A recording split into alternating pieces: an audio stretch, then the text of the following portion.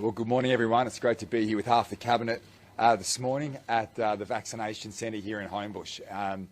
Can I start by saying and thanking all the workers, all the health workers here for the amazing job that they have done. And I remember back with the Minister for Health when we were going through this period of time, we would always ensure the funding was available to get people vaccinated as quickly as possible, as soon as that supply was there. And by centralising here at Homebush, the health workers here have done an incredible job. This has got to be one of the best operations, not just in the country, but around the world when it comes to getting people vaccinated in a safe and efficient way. And I just want to thank them for all their tireless effort during this period. Today, it was actually yesterday, marked a great milestone for our state with our 70% double dose vaccination rate. We've always said that vaccination is the key to our freedom. And the sacrifices and the effort of people right across New South Wales have ensured that we can open up as quickly and safely as possible. We know that this is not just a health crisis, it's an economic crisis too. New South Wales has been incredibly successful. Last year, our economy was stronger at the budget this year than it was at the outset of the pandemic. The jobs that we lost last year, we recovered not just all 300,000 but 30,000 more. But there's going to be a difficult road ahead. We know that. But come Monday, New South Wales gets back on track as we start to open up. Now, there's a few ministers today who will comment in relation to aspects of some amendments to the roadmap. But today we are announcing some changes to what we have previously announced. So at the 70% mark, so that is on Monday, swimming pools, which were previously closed until 1 December, will be open.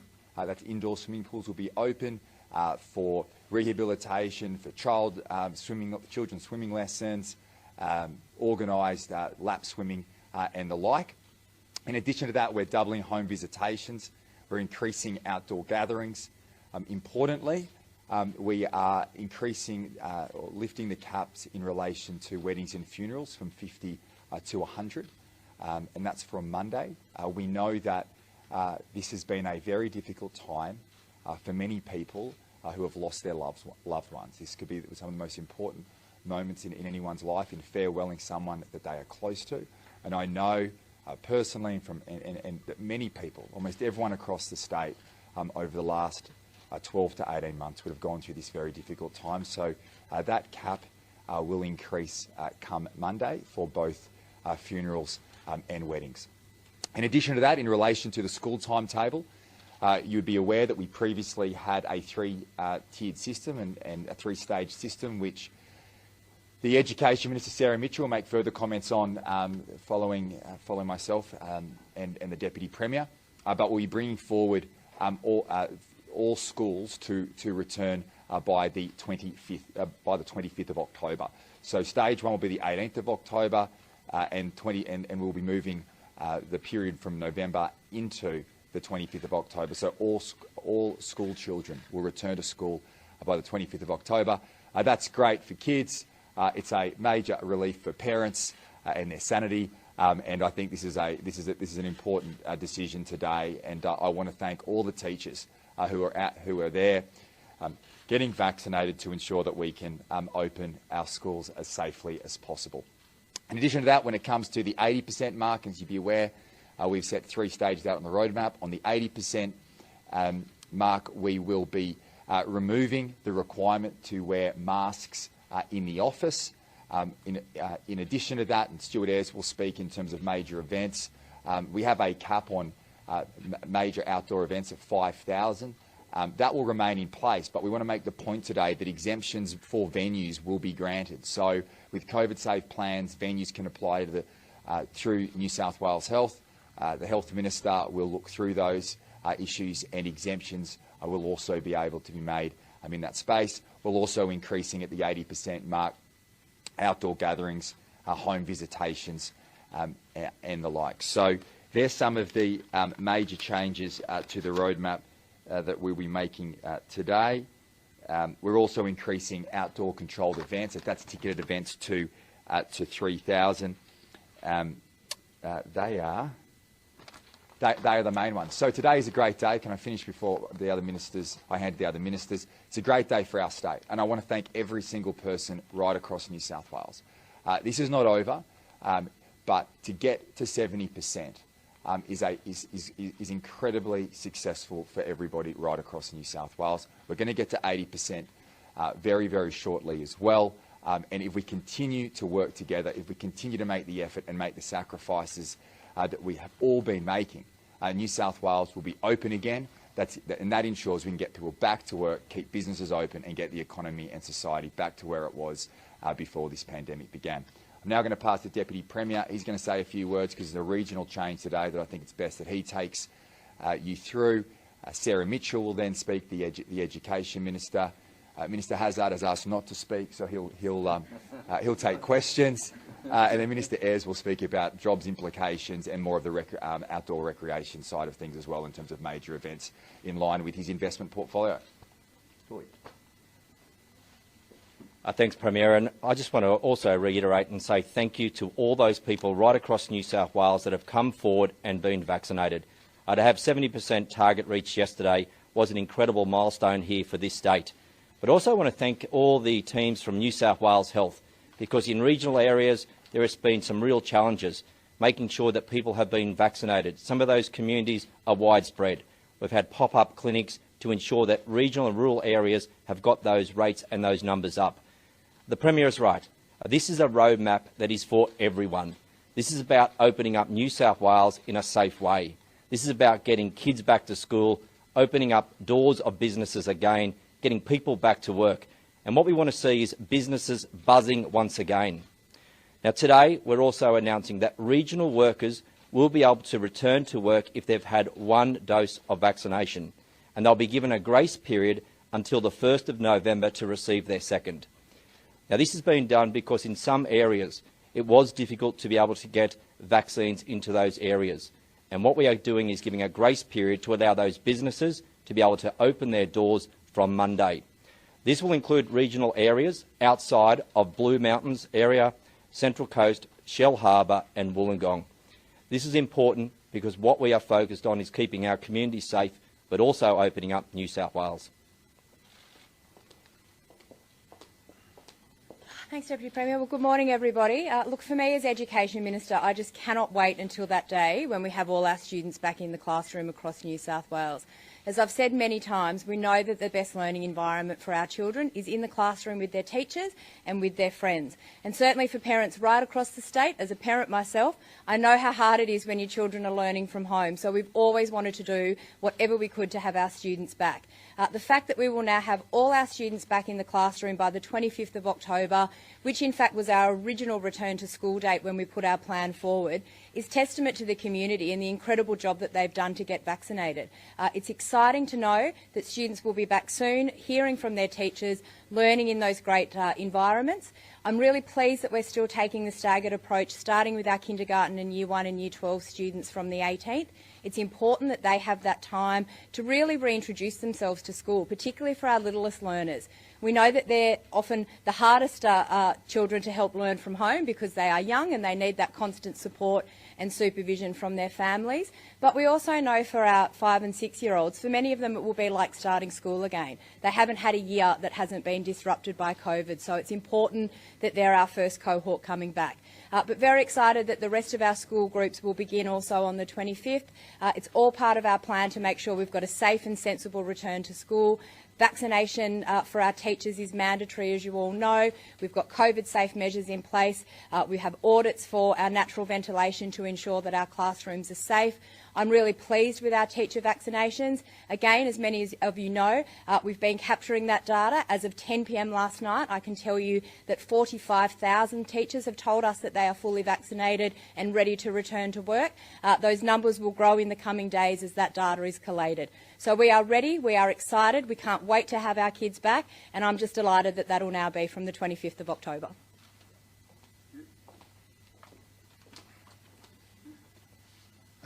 Thank you, Premier and other ministers. Today, we're getting ready for reopening the New South Wales economy in a prudent and COVID-safe way. We've asked the people of New South Wales to go and get vaccinated, and we've laid out a roadmap so they understand the direction that we're heading. We've also supported businesses prepare for this reopening. They've been able to download copious amounts of information from the newsouthwales.gov.au website around their COVID safety plans, the ability to inform customers about their need to be vaccinated. Today's adjustments to the roadmap are about making sure that as we step through that 70, 80 and 1 December framework, that there is some consistency around each of those steps. We're also making sure that we prioritise COVID-safe events, and we're also prioritising outdoor activities. We want to make sure that where events and activities can happen outdoor, the roadmap allows us to do that. So that's why there's an adjustment, particularly for controlled, fenced, ticketed COVID-safe events from 500 to 3,000. We want to be able to prioritise and allow those events to take place. We also recognise that as the people across New South Wales continue to get vaccinated, it will allow more of our economy to reopen. So this means businesses and particularly event holders who are looking at events across the summer, they want to know how they can hire everything from a small venue right through to the largest venue we have in the state. And so we're clearly articulating that in the roadmap today. The Premier referenced that we're moving from just a 5,000 requirement to allowing New South Wales Health to work with venue owners around creating a COVID-safe plan for each venue. Now what this means is that rather than having Health create an exemption for each individual event that takes place at a venue, so take for instance CommBank Stadium at Parramatta or Stadium Australia here at Sydney Olympic Park, rather than having a COVID safety plan and an exemption for every single event, we're going to create a COVID safety plan and an exemption for the stadium based on its own operating model. This has worked incredibly well over the last 2 years. New South Wales Health and Venues New South Wales have worked very closely together, and many other venue operators around the state have worked with their local health districts and the New South Wales Public Health team. This makes it easier for people to book venues, it makes it easier for venues to conduct events, and it makes it easier for health to work with those venue operators to ensure people who go to those events do so in a safe way. And it articulates very clearly to the community how they can attend events in a COVID-safe way, and people can book our venues. Brad has decided to bestow his wisdom on us today. Thank you, Premier, for your strong support. I really appreciate it. Look, I couldn't help myself, so I just wanted to say a couple of things. First of all, I'd just like to acknowledge, as the Premier did, the health staff who've been involved in this incredible vaccination effort. You know, this has been a 1 in 100 year effort. It's been a war against an enemy that has largely been unseen right across the world. But here in New South Wales, the health staff, many health staff, have said to me that they felt a great pride in actually being able to work to fight back against this virus. I just want to say to all the health staff across New South Wales, whether they're the nurses, the doctors, the cleaners, the administrative staff, I just want to say thank you, because our pride is far greater in you than probably you could ever imagine. We just think you have done the most incredible job, and to get up to 70/70 vaccination has been because of your hard work and, of course, the incredible work of the community. So more broadly, thank you to the community, but thank you to our health staff right across this great state. I also want to say that the Premier has obviously determined that as of Monday, the arrangements will change in regard to the announcement time for the community, so they're aware that the 11 o'clock timing of the announcement on numbers of cases will change, and the health staff will make those announcements a little earlier. Today, as it's a transition, I'm going to just announce the basics for everybody. I'm not going to be announcing all the details. The health staff will actually make those announcements at 11 o'clock. But for those of you who would like to know the numbers are continuing to go down. We cannot, though, we mustn't take this for granted. We really need everybody to keep going out. If you haven't been vaccinated yet, you're now in the minority, but you need to go and get vaccinated, because that's what you will do to keep our state safe. But I'm very pleased today. I prefer it to be zero, but nevertheless, the numbers have gone down again today, and today I can announce that there are 587 positive cases here in New South Wales. And the tests, again, thank you to the community, amazing community. 112,186 tests. So we're heading in the right direction, and now with this 70-70 double dose vaccination, I should say, everybody now needs to get out and take us to closer to 100%. As Health Minister, I want to see us all vaccinated, all safe, and keeping our community safe more broadly. Thank you very much.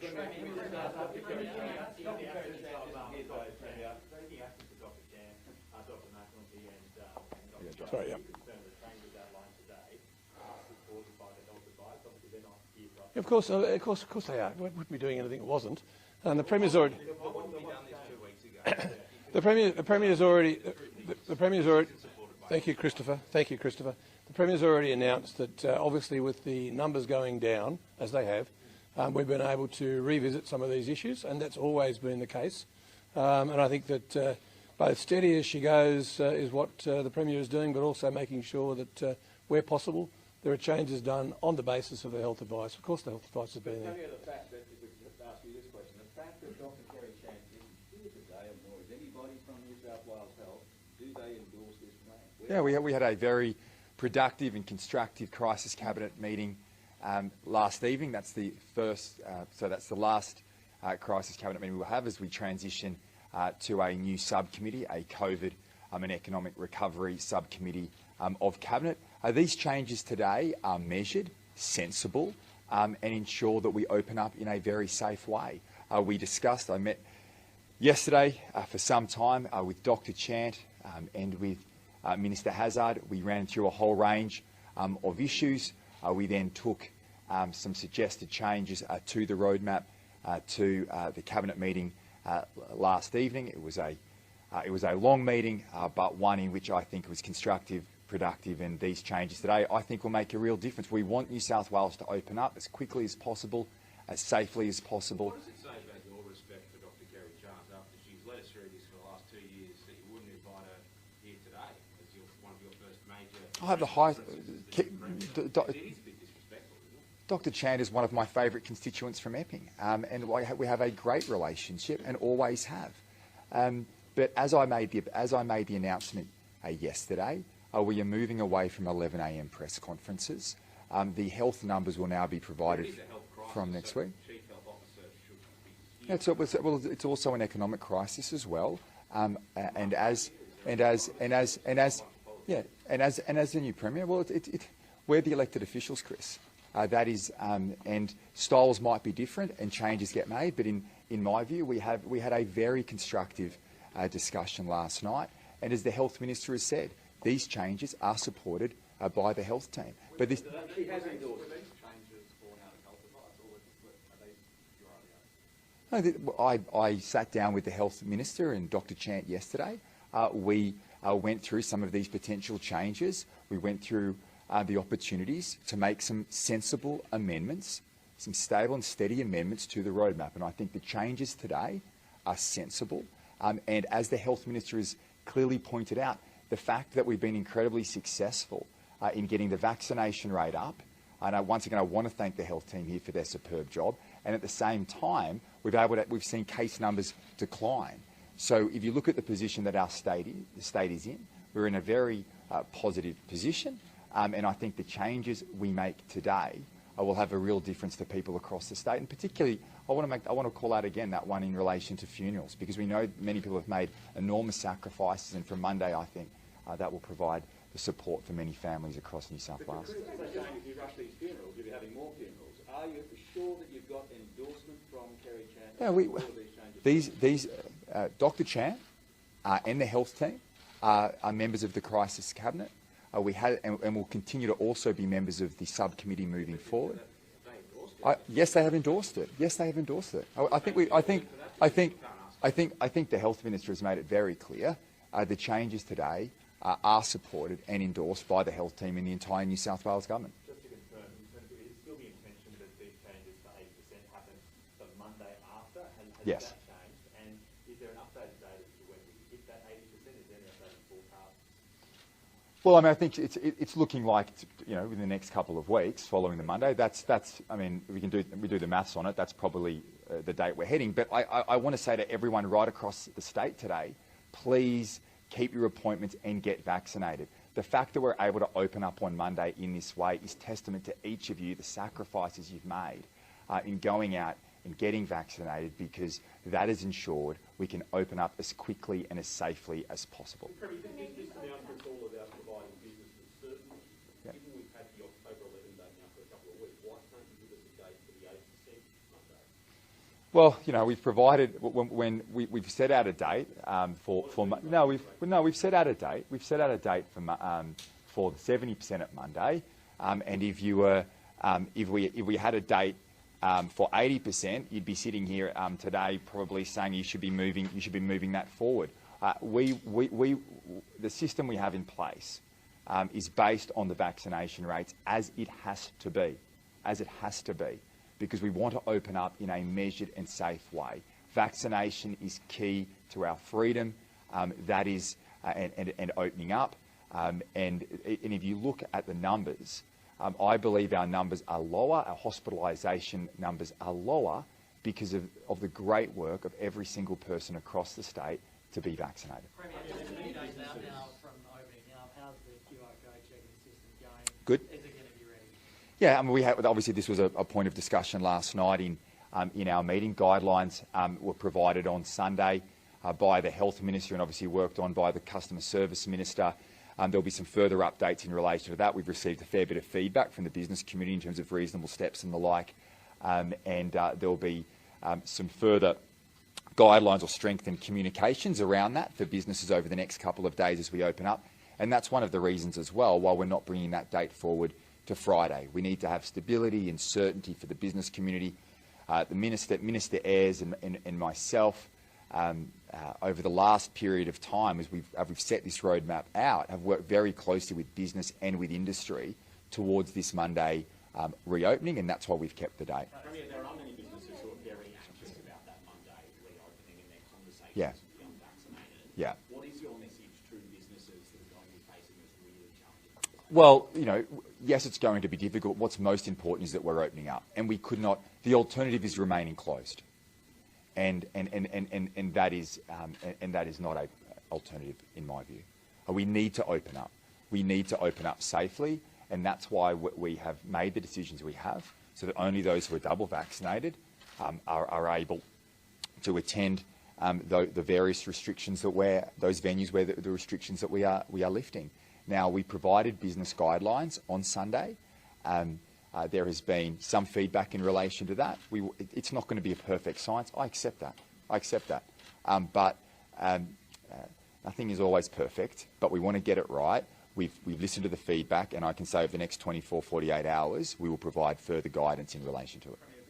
Oh, sorry, it's over here. A rainy Monday? Ah, that's no good. Rain? Scrap Monday. So the rule. No. Look, that has been important, I think, in providing certainty to businesses. And I know, I mean, obviously, from the public perspective, we want to get out as quickly as possible. So I accept that. But we need to do it in a calm, measured way. And I think working towards that Monday situation provides certainty to businesses as we clearly approach that double dose rate, knowing that the date is the Monday after has provided certainty. I mean, look, we've certainly discussed it, but I think where we've landed is that provides the most certainty to industry and the business community. Look, we'll obviously have a look at those things. The main point of today's announcement, obviously, is the amendments to the roadmap, but we are committed to the position of Monday after. But look, if there are always sensible changes, then we'll look at them. We're not just going to be doggedly pursuing one approach here because we've said that's what we'll do. You know, it's about providing certainty to the business community, certainty to the public, and that's why we've decided to keep the date on Monday. But once again, can I just say to everyone across the state, thank you so much for getting out there and getting vaccinated, because that has been the key to opening up our state. Tom, yeah, I'll come back.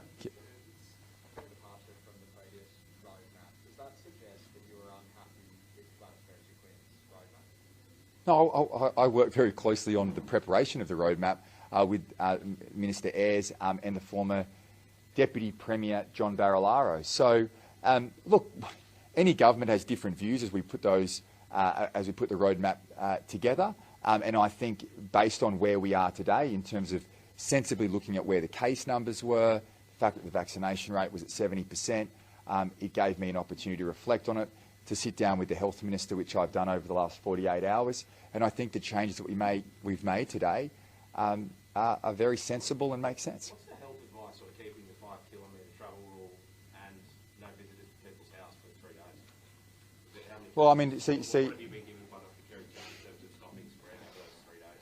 Well, Chris, I mean, these are the discussions that we could have had over the last 18 months. As I said, it's not a perfect science. Sure, but you're going to be in a position where potentially police will be fining people for driving outside their 5Ks, 48 hours out from home. Yeah, I accept that, Chris, but you have to draw a line. There's no medical advice. No, Chris, you have to draw. We need what the government needs to do is provide stability and certainty and set a date, and that's exactly what we've done. You can run those lines, but ultimately we need to make sure things and clarity is provided to the public. That's why we've kept the date on Monday, and I think that's the right thing to do. Potentially dangerous for New South Wales. Let it rip, Dom is your nickname. Who made that? Who came up with that nickname? Who came up with that nickname? You? Some of these changes might play into that, and Not at all. These are. you could see our pandemic response go backwards. These are sensible changes worked through with Dr. Chan and the health team, approval of the health team, approval of the cabinet ministers yesterday, and I believe the changes we're making today are sensible, measured, and ensure we continue to open up in a safe way. Regarding the numbers of the case numbers, Premier, based on the modelling that was released a few weeks ago, we didn't reach the 2,000 in the hospital admission either. Now that we're down to 500, what is the modelling telling you about the lift we're going to see in case numbers in the coming weeks? Well, we looked at that. We looked at that yesterday, and obviously, as we open up and mobility increases, case numbers will increase as well. That is. Well, we're working. Well, the health team has providing advice in relation to that, but we're incredibly confident. We have to learn to live alongside this virus, and the key to learning to live alongside the virus is a high vaccination rate, and we want everybody to go out and get vaccinated. We can get, as the health minister has said, close to 100%. We're going to get above 90%. We have one of the highest vaccination rates, not just in the country, but globally, and that means we can open up safely and never go back. And that's what we're on the cusp of.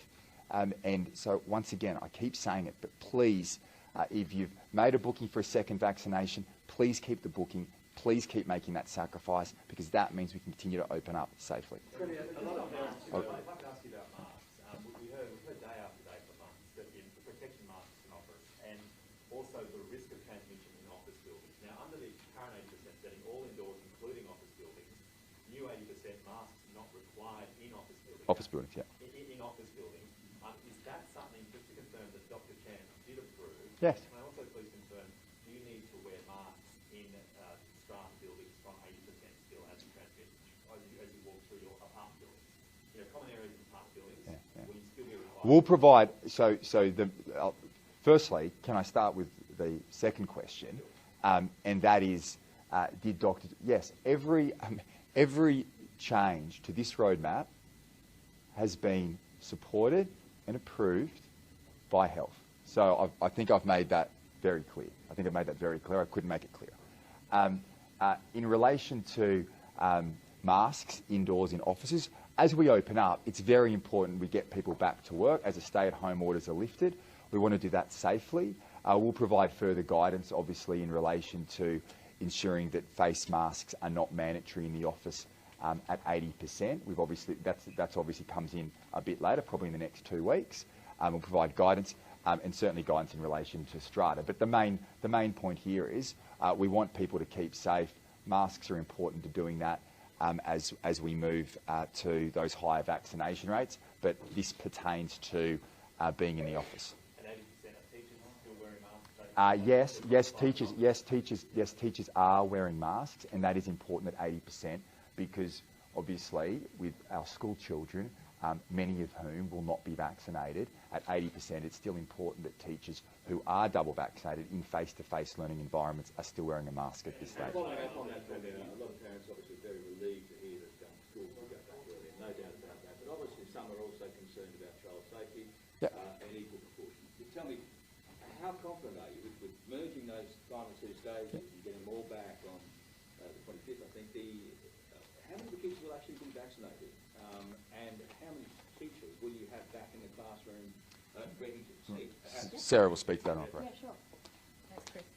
Well, obviously we've made it clear for our staff that requirement to be vaccinated is mandatory. It's a condition of employment. Anyone who's coming back from that 18th of October date needs to be fully vaccinated. As I said, we've got encouraging numbers already of our staff who are vaccinated, and those numbers will go up as that data collection continues over coming days.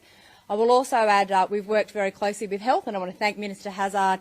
We'll be having a priority week for teachers to be vaccinated as well from that week starting the 17th of October as well, just to clean up anybody who maybe hasn't had their vaccination or needs their second appointment, and we'll do that here at this hub at Kudos Bank Arena, and we'll work with Health to look at other venues across the state as well. Again, another opportunity for teachers to be vaccinated, adding to the ample opportunity that they've had now for several weeks to be able to get those jabs. We've also got a range of measures in place in our schools to make sure there's a COVID-safe return. We've done an audit of each and every classroom and learning space in all 2,200 public schools across the state. That will finish by the end of this week. It's to make sure we've got the natural ventilation that we need. We are fixing windows as we go. We are making sure that we follow those health guidelines around those measures that are important for our return to school. As the Premier said, we'll still have mask wearing on site when students return for all of our staff, for all of our high school age children as well. It's important that we have that extra measure in place, and we've got teacher vaccination. So there's a range of measures. Each school will get their own advice in relation to not just that infrastructure audit, but today parents will also receive information from their schools about those COVID-safe measures in place. Because while people are excited for students to go back, obviously I appreciate that for some parents they are a little bit nervous and they want to make sure that it's a safe learning environment for their children, and that messaging going out to them today will help to reassure many of our families. A number of private schools have asked their parents to involve who's vaccinated, who's not. Do they have the right to do that? And is that something that should be compulsory? Yeah, well, look, that's a matter for those schools. We won't be doing that in our government schools. We haven't made vaccinations mandatory for our students. Education is a right for each and every child in New South Wales, and a student should not be denied their education because of a medical choice that their parent might make. So we will not be asking for that information from our students. But obviously for our staff, no, we do know how many teachers. Every teacher who is on our site will need to be vaccinated by the 18th. As I said, we know as of 10 o'clock last night we've got 45,000 teachers across the state have already told us that they're fully vaccinated and ready to go. But as I said, Chris, this is the beginning of that final piece of data capture. We've already... Yeah, so as I said, we started collecting survey results from our staff all the way back in August in terms of what our vaccination rates have been. Our principals have been working. Our principals have been working with our teachers. I've been meeting with teachers every week and principals. That they all know what staff are vaccinated, whose appointments are coming up. We've got all of that in our system that is capturing that now. I'm really confident that we are going to be able to make this work. I know we will. Teachers want to get back to school. They want to be back in the classroom with the students in front of them and engaging with other teachers. This is important that we do this. We are prepared, we have planned, we are ready, and it's going to be fantastic when they're all back.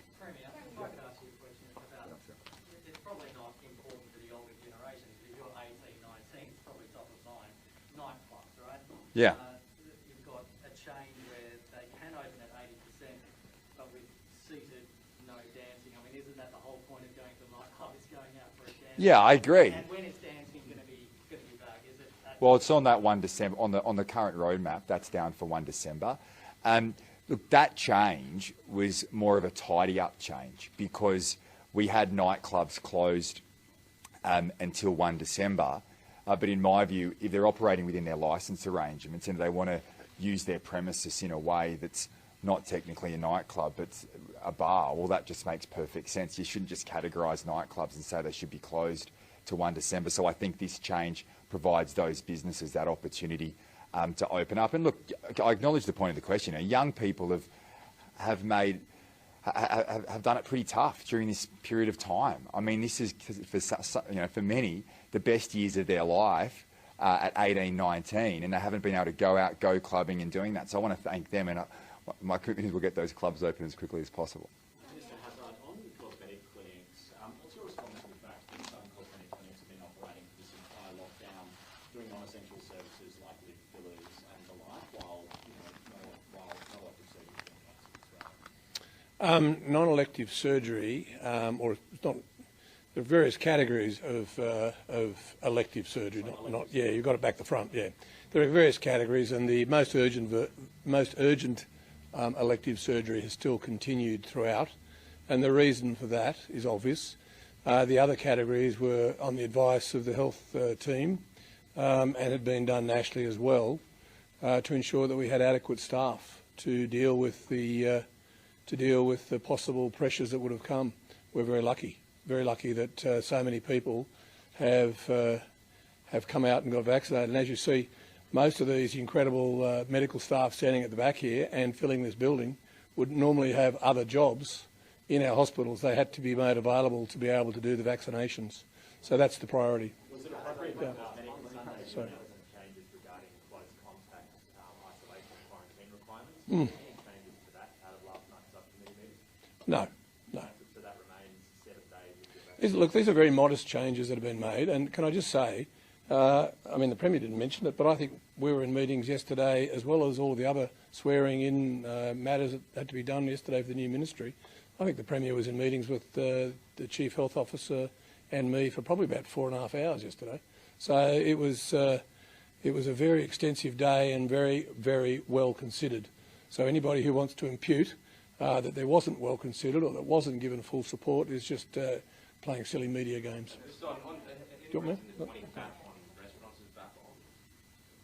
Talking to me or what? The bookings with square metres setting out The 20 cap limit is no change from the roadmap. It's no, we had per square metre density across all of those hospitality venues, but we also said there would be a group limit booking of 20. That was in the original roadmap. That is a risk mitigator. It's on the advice of New South Wales Health, and that's why it's still in the roadmap. We know that all of these changes are for vaccinated people only. These are modest changes that are only applying to people who are vaccinated. Extra people...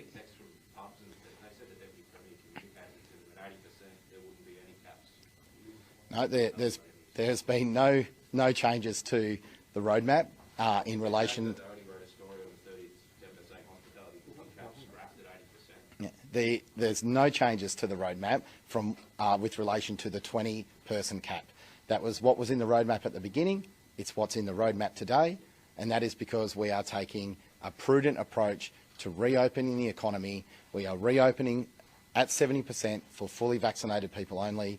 We are reopening at 80% for fully vaccinated people only. And the removal of you also said you're making changes for only the vaccinated, but you have made some slight changes for the unvaccinated as well, including allowing the unvaccinated to go to wedding funerals, yeah? Those changes were, those numbers were already in place before, so the increased numbers for weddings and funerals are only for vaccinated people. The reduced numbers for weddings and funerals, they are quite small for unvaccinated people who want to be able to attend those events. So there's no change there. We are taking a very stable, considered approach to this. As the Health Minister just said, this was extensive discussions with Health yesterday. We want to be able to strike the right balance here. And for everyone, we've worked together to get to this point, and as we reopen, we'll have to continue to work together. There's going to be businesses that are going to have vaccinated people coming to their door. We want people right across the community to be respectful of each other. Do the things that you need to do before Monday. Download your vaccination certificate onto your smartphone. If you don't have a smartphone, download the printed documentation from the Medicare or Services Australia website. If you're a business, please go online and download the material that's available to you from newsouthwales.gov.au that allows you to communicate to your customers that you're a venue that's only open to people that are vaccinated. In your marketing collateral, tell people that you're only open to people that are vaccinated. One thing we know about where we sit right now in this pandemic is that it will be a pandemic of the unvaccinated. The unvaccinated people are more likely to get sick. The unvaccinated are more likely to be in our hospitals. The message about getting vaccinated has not changed. People get access to these new opportunities because they're vaccinated. That message is unchanged.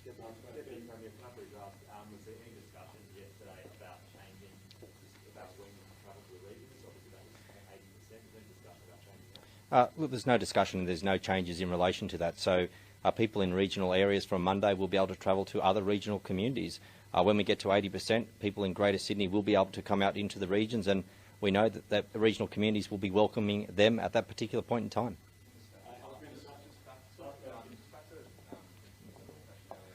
Back to whose question?